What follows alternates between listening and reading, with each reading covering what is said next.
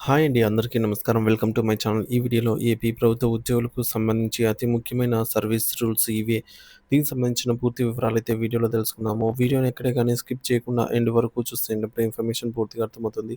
అలాగే వీడియో చూస్తున్న ప్రతి ఒక్కరు వీడియోకి లైక్ చేయండి ఫ్రెండ్స్. ఈ వీడియోని తోటి ఉద్యోగ పెన్షన్ మిత్రులతో అయితే షేర్ చేయండి. కొత్తగా మన ఛానల్‌ని చూస్తున్నవారు ఇంకా ఎవరైనా సబ్స్క్రైబ్ చేసుకోకుంటే వెంటనే మన ఛానల్‌ని సబ్స్క్రైబ్ చేసుకోండి. దీని ద్వారా నేను చేసే లేటెస్ట్ వీడియోస్ అన్నీ మీ వరకు రీచ్ అవుతాయి. ఇక ఆలస్యం చేయకుండా వివరాల్లోకైతే వెళ్ళిపోదాము. ఫ్రెండ్స్ విషయానికొచ్చినట్లయితే, ప్రభుత్వ పాలన సజావుగా, పారదర్శకంగా మరియు జవాబుదారీతనంతో సాగడంలో ప్రభుత్వ ఉద్యోగుల పాత్ర అత్యంత కీలకమైనదనే చెప్పవచ్చు.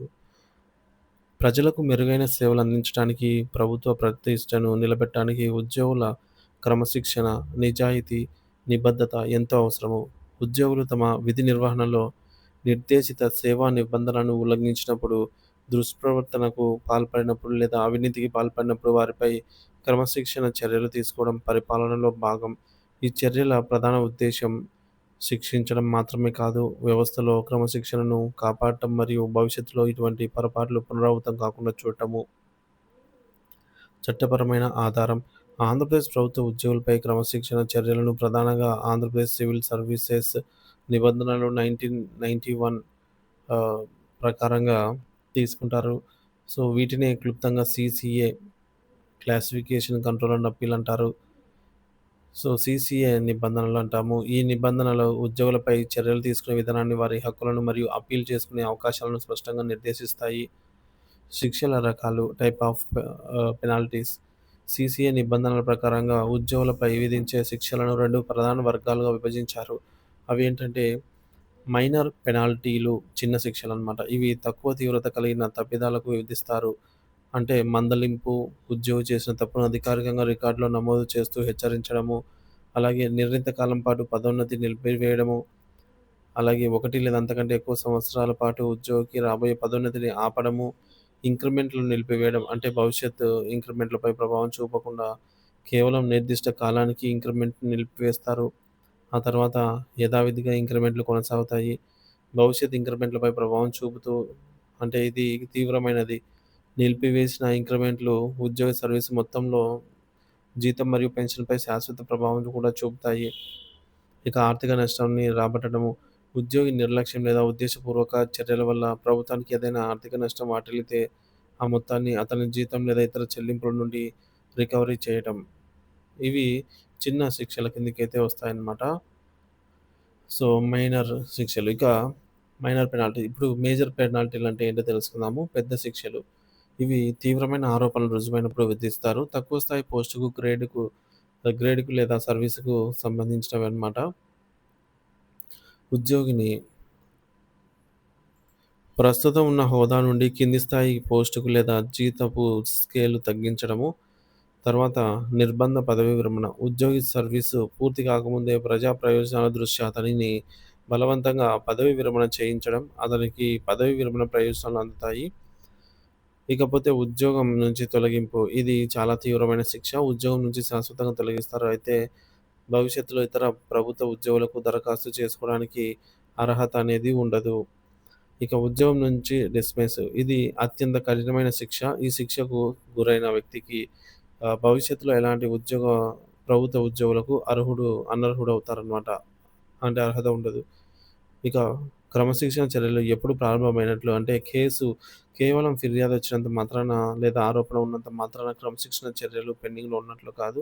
ఆంధ్రప్రదేశ్ రివైజ్డ్ పెన్షన్ రూల్స్ 1980లోని రూల్ నంబర్ 9 ఈ క్రింది సందర్భాల్లో కేసు పెండింగ్‌లో ఉన్నట్లు పరిగణిస్తారు. మొదటిది ఉద్యోగిని సస్పెండ్ చేసిన తేదీ నుంచి, అలాగే సస్పెండ్ చేయని పక్షంలో ఉద్యోగికి అభియోగ పత్రం జారీ చేసిన తేదీ నుంచి క్రమశిక్షణ చర్యలు ప్రారంభమైనట్టుగా మనము తీసుకోవాలి. ఇక రెండవది సస్పెన్షన్.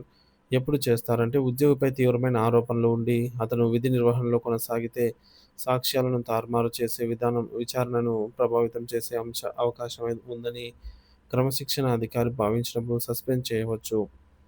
అలాగే డీమ్డ్ సస్పెన్షన్. ఒక ఉద్యోగి ఏదైనా క్రిమినల్ కేసులో అరెస్ట్ అయ్యి 48 గంటలకు మించి పోలీస్ లేదా జ్యుడిషియల్ కస్టడీలో ఉన్నప్పుడు అతడిని అరెస్ట్ అయిన తేదీ నుండి సస్పెన్షన్‌లో ఉన్నట్లు భావించాలి. దీనికి ప్రత్యేక ఉత్తర్వులు అవసరము.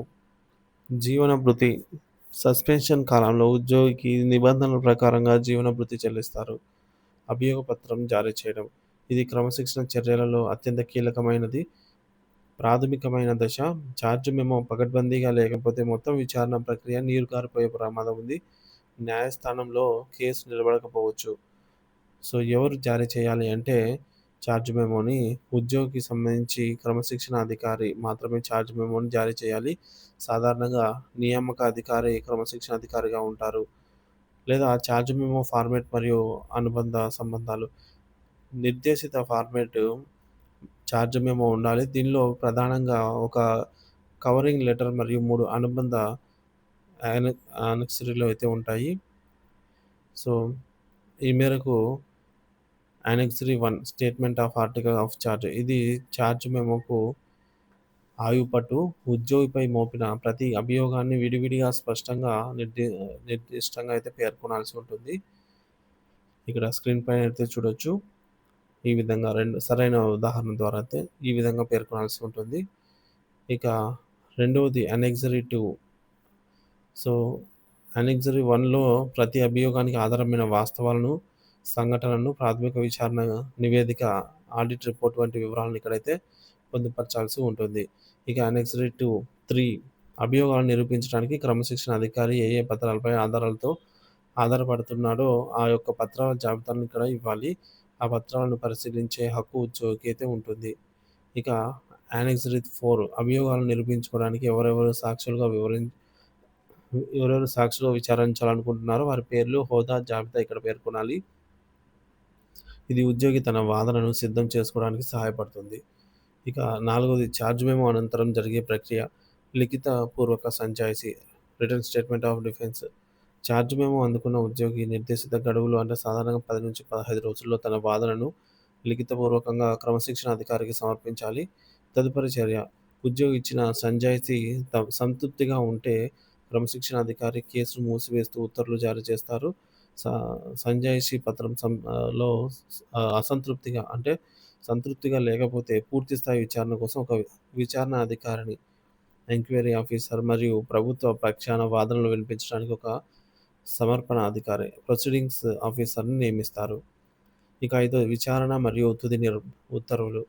విచారణ అధికారి ఇరు పక్షాల వాదనలు వింటారు, సాక్షులను పరిశీలిస్తారు మరియు సాక్షులను విచారిస్తారు. విచారణ పూర్తయిన తర్వాత విచారణ అధికారి తన నివేదికను క్రమశిక్షణ అధికారికి సమర్పిస్తారు. క్రమశిక్షణ అధికారి ఆ నివేదికను పరిశీలించి దాని కాపీని ఉద్యోగికి అందించి తుది నిర్ణయం తీసుకునే ముందు అతని వాదనను కోరుతారు. అన్ని అంశాలను పరిగణలోకి తీసుకొని క్రమశిక్షణ అధికారి ఉద్యోగిని నిర్దోషిగా అయితే తేలుస్తూ గానీ లేదా నిబంధనల ప్రకారంగా శిక్షిస్తూ గానీ తుది ఉత్తర్వులు జారీ చేస్తారు. సో, ఈ విధంగా సమస్యలు, పరిష్కారాలు. క్రమశిక్షణ చర్యలు ఏళ్ల తరబడి పెండింగ్‌లో ఉండటం వల్ల ఉద్యోగులు మానసికంగా, వృత్తిపరంగా తీవ్ర ఇబ్బందులకు గురవుతున్నారు. పదోన్నతులు, పదవి విరమణ ప్రయోజనాలు నిలిచిపోతున్నాయి. దీనిని నివారించడానికి ప్రభుత్వం నిర్దేశించిన కాలపరిమితిలో విచారణ ప్రక్రియను పూర్తి చేయడం అధికారుల బాధ్యత. క్రమశిక్షణ చర్యల ప్రక్రియలో సహజ న్యాయ సూత్రాలను పాటించడం అత్యవసరం. ఎందుకంటే ఆరోపణలు ఎదుర్కొంటున్న ఉద్యోగికి తన వాదనను వినిపించుకోవడానికి పూర్తి అవకాశం కల్పించాలి. స్పష్టమైన ఆధారాలతో కూడిన ఛార్జ్ మెమోను జారీ చేయడం, విచారణను నిష్పక్షపాతంగా మరియు సకాలంలో పూర్తి చేయడం ద్వారా ప్రభుత్వ చర్యలు న్యాయస్థానాల్లో నిలబడతాయి.